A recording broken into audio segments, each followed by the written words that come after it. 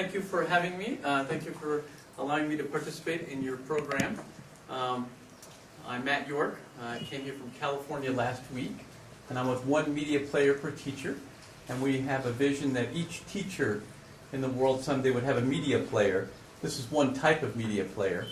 One of the most exciting parts of what we do is that very few words need to leave my mouth to get people to understand what we do. So it's best just to turn this on now, and then you can understand just from watching it. So we turn this on.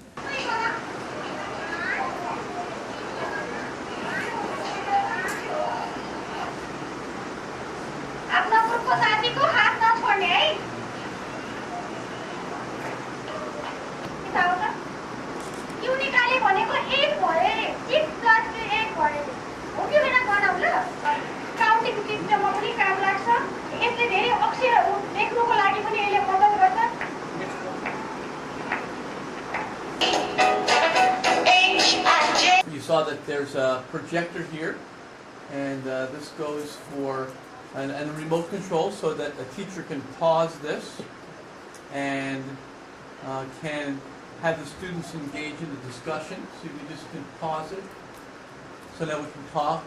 We could even rewind a little bit if we wanted to go back.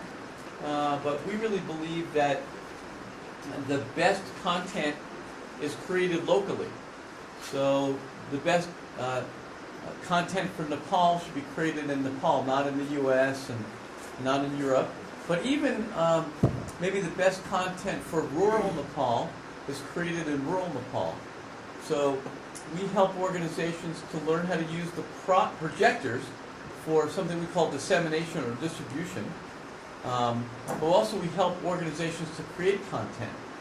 So this projector has a little SD card. We've all seen SD cards like a SIM card from a phone. And will hold like 30 or 40 hours of video.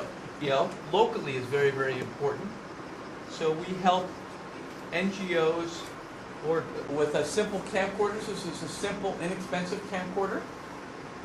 All of these things come from China. So this is a great way to make easy video. And the video is shot here, again, onto an SD card.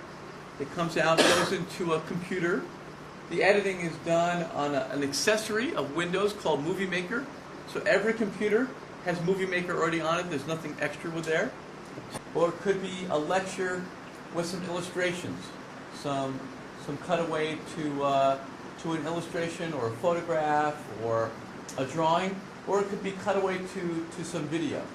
So it's a good feedback device for professional teacher development when students aren't around, but also a very good device for creating content that allows for an enriched learning experience. Even though I do this often, I'm still really amazed that this little device that's relatively affordable could put video on the wall of a rural school. It just seems like a miracle to me, and it's really a joy to help NGOs and government agencies to learn how to leverage this or harness this to increase the quality of education. So any questions or comments for me on this? How it will be distributed? Like it is on the basis of corporate, corporate basis, like it is on a transacting money and then transacting this device from US to Nepal, or it is on like a social type of transaction, like as a donation or something else? What kind of transaction will be there to reach up to the school level? Okay, so I'll answer part of that question. So Nepal is closer to China than the U.S., right? So it comes directly here. And I think we're still trying to determine the best way to finance this and to distribute it. जसलाई यसको आवश्यकता पर्छ उहाँहरूले किन्नै पर्ने हुन्छ। अब हामीसँग पनि कतैबाट यसका लागि सहायता छैन, उहाँसँग पनि छैन, र यो चाहिँ उहाँले यो बेचेर नाफा कमाउने उहाँको पनि छैन केही योजना। त्यसैले यो प्रोजेक्टर सोझै फ्याक्ट्रीबाट नेपालको लागि चाहिने नेपालमै आओस्, अनि जति पैसा पर्छ त्यति मिनिमम कस्टमा हामी चाहिँ सकेसम्म यो कन्टेन्टमा बढी ध्यान दिने, ट्रेनिङ दिएर कम्युनिटी आफैले भिडियो उत्पादन गर्न सकेर यसमा अपलोड गरेर देखाउँदै आफ्नो स्थानीय पाठ्यक्रमहरू बनाउनु, स्थानीय भिडियोहरू So the camera, one camera can support dozens of projectors. Well, you don't really even need a camera, but we really do believe that creating content locally is really, really important.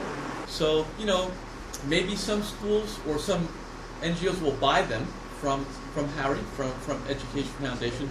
Maybe we'll be successful in getting grants from international organizations, or maybe internally inside of Nepal there may be some grants. So we don't know the financing yet, but those are the costs, though. So there's no intention of this being a profit-making endeavor. Really, it's a philanthropic endeavor. Great technology. We didn't invent any of this. We're always trying to find the highest quality, the most features for the lowest cost. And this technology will continue to evolve like all computing technology. It goes lower price, higher performance, typically. के त्यस्तो कुराहरूलाई चाहिँ हामीले चाहिँ classroom वा हाम्रो शिक्षा क्षेत्रमा चाहिँ लागू गर्न चाहिँ सकिन्छ होला कि भनेर अब यो एकचोटि थोरै हेरेर त फेरि पछि जेनरेसन गर्नुलाई त निकै गाह्रो हुन्छ एउटा एजुकेसनको म चाहिँ अब हाम्रै म्याडमबाट चाहिँ ट्युसन म्याडमबाट पालै सानो ठाउँमा पहिला ट्राई गरेर त्यसको डेमोन्स्ट्रेसन इफेक्ट हेरेर अनि अन्तबाट राख्नु चाहिँ हुन्छ त्यसैले के जो रेडी छ उसको स्कुलबाट सुरु गर्नुपर्छ यसमा एउटा प्लस पोइन्ट चाहिँ के देखियो भने म्याम मलाई त्यस्तो लाग्छ जस्तो टिचर नभएको ठाउँमा टिचर नपुगेको ठाउँमा ट्रेन टिचर नपुगेको ठाउँमा यो निकै उपयोगी हुने अवस्था देखिन्छ जस्तो एउटै स्कुलमा पनि कहिलेकाहीँ हाम्रो टिचरहरू पुरै सप्लाई गर्न नसकेको अवस्थामा पनि विद्यार्थी समेतले प्रयोग गर्न सक्ने अवस्था देखिने भए हुनाले उपयोगी स्वाभाविक रूपमा हुन्छ र यो हुँदाहुँदै पनि हामीले एउटा होलिस्टिक फर्ममा यसलाई हेर्नुपर्छ र एउटा सानो युनिटमा यसलाई प्रयोग गरौँ यसको फिडब्याकहरू कलेक्सन गर्दै फेरि यसमा पनि फिट गर्दै अगाडि बढ्नुपर्छ कि जस्तो लाग्छ मलाई चाहिँ नयाँ कुरो हो होइन स्वाभाविक रूपमा प्रतिको जिज्ञासा छ र म चाहिँ प्रभावित भएको छु है व्यक्तिगत रूपमा भन्नु भने साह्रै प्रभावित भएको छु योबाट कि अब कसरी चाहिँ यसको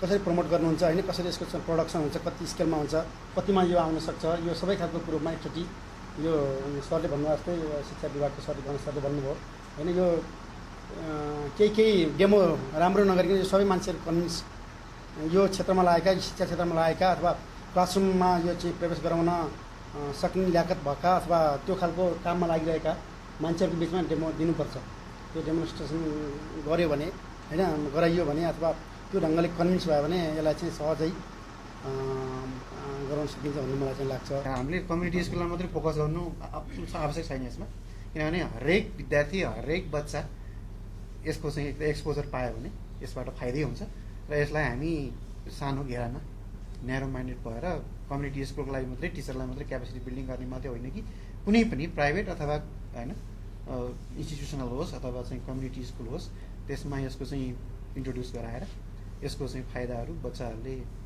लिन सकुन् भन्ने चाहिँ यो राम्रो प्रयास हुनसक्छ जति हामीले राम्रा छैनन् भने पनि गभर्मेन्ट स्कुलमा पनि केही राम्रा टिचर छन् उनीहरू आफू परिवर्तन हुन खोजिरहेछन् त्यसभित्र यसलाई अब हामीले चाहिँ टाइअप कसरी गर्ने कसरी पुर्याउने भन्ने चाहिँ एउटा मेन प्रब्लम छ अब नयाँ टेक्नोलोजीलाई इन्ट्रोड्युस नगरिकन अहिलेको चाहिँ वर्ल्डमा आएको चेन्ज अनुसार हाम्रो एजुकेसनमा त्यो किसिमको प्रडक्ट चाहिँ हामी लान सक्दैनौँ यस्तो चाहिँ इन्ट्रोड्युस त गर्नै पर्छ र यो अहिले जुन टेक्नोलोजी एकदम इजी पनि र फेरि कस्टको हिसाबले पनि सस्तो नै जस्तो लाग्यो है मलाई यसलाई इन्ट्रोड्युस गर्नलाई गभर्मेन्टले अलिकति कसरी जान सकिन्छ भनेर चासो गभर्मेन्टले पनि लिनुपर्छ यो विषयमा र गभर्मेन्टले सबै लिएर गरिदिन्छ नि भनेर पनि हामी बसेर पनि हुँदैन हामी पनि जानुपर्छ वास्तवमा यो बालबालिका चाहिँ छिटो सिक्न चाहने उनीहरू चाहिँ नयाँ प्रविधिहरू खोज्ने र हाम्रा टिचरहरू चाहिँ एउटा ट्रेडिसनल